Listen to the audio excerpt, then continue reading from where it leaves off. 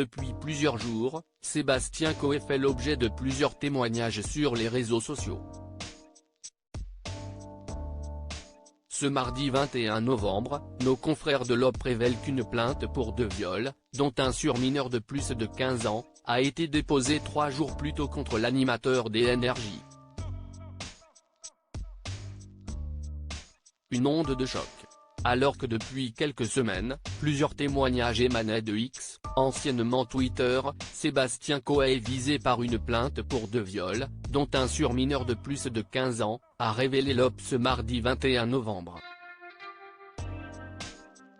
Julie, une jeune femme âgée de 25 ans a décidé de saisir la justice en déposant une plainte à la gendarmerie de Saint-Laurent-sur-Saône dans l'Ain 3 jours plus tôt. Celle qui exerce la profession de secrétaire médicale est la première à avoir porté des accusations contre l'animateur radio sur les réseaux sociaux.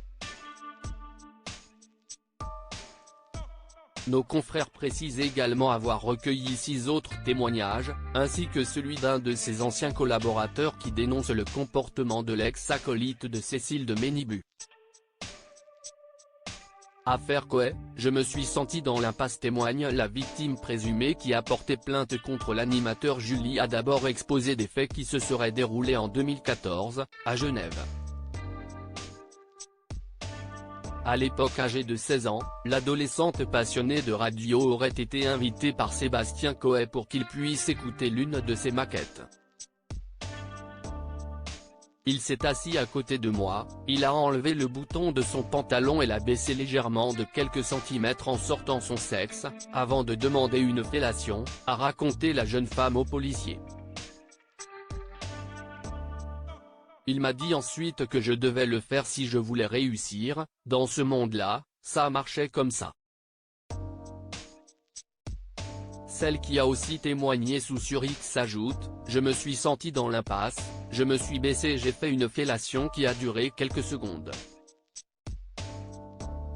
Sébastien Coé avait réagi aux accusations. Ces allégations sont totalement fausses. Face à l'ampleur des accusations sur les réseaux sociaux, Sébastien Coé avait publié un message sur X le 17 novembre dernier. Je suis profondément choqué par les accusations portées contre moi ici.